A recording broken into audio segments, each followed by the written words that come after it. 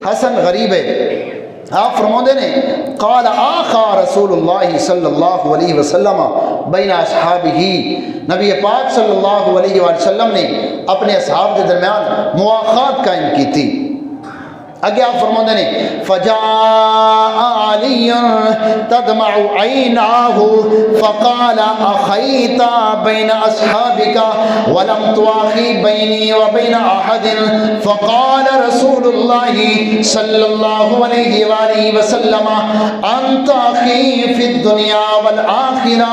حضرت عبداللہ بن عمر رضی اللہ تعالیٰ عنہما آپ فرماتے ہیں حضرت علی رضی اللہ تعالیٰ عنہ روندے ہوئے اللہ دے نبی دی بارگاہ وچ حاضر ہوئے. اللہ دے نبی نے پوچھا اے علی رون دی وجہ کی ہے؟ اور عرض کرتے ہیں یا رسول اللہ صلی اللہ علیہ وآلہ وسلم تسی اپنے اصحاب دے درمیان رشتہ مواخات قائم کر دیتا ہے لیکن مینوں کسی دا بھائی کوئی نہیں بنایا، مینوں کسی دا ولم تواخی بینی و بین احد، مینوں کسی دا بھرا کوئی نہیں بنایا، سارے نو آپس وچ بھرا بنا دیتا ہے. آپ علیہ الصلوۃ والسلام نے ارشاد فرمایا اے علی چپ ہو جا، رومن دی لوڑ کوئی نہیں، خالق کائنات نے دے نال اعلی تینوں مقام عطا فرما دیتا ہے. اللہ دے نبی نے ارشاد فرمایا انت اخی فی الدنیا والآخرہ، اے علی خوش ہو جا، اللہ نے تینوں دنیا اور آخرت دے اندر میں محمد دا بھرا بنا دیتا ہے.